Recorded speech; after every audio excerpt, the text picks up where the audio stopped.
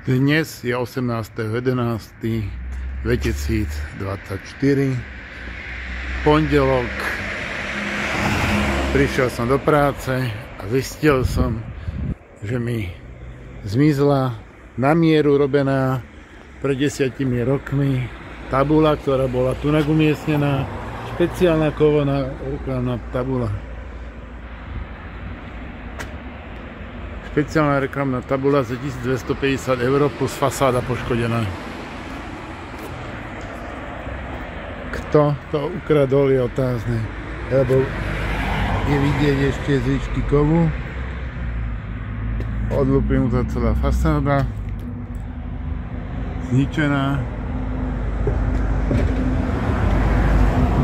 až úplne na spodok.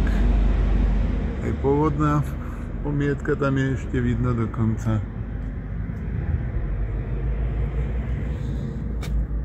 $1250 špeciálne urobené kovová konštrukcia so polepmi a čo ja viem čo, plus celá fasáda zničená.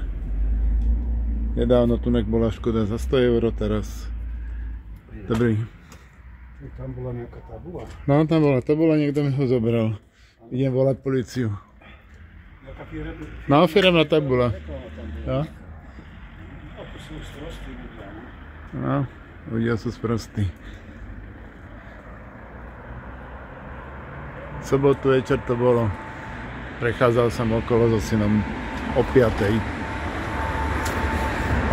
Je čas asi, aby mesto Bojnice riadno dodržiavalo nočný kľud, a to o 10:00 hodine boli uzatvorené všetky prevádzky, tak ako to má napríklad Dubrovník, čo sa týka ľudí, nesmú chodiť v plavkách, Split a tak ďalej.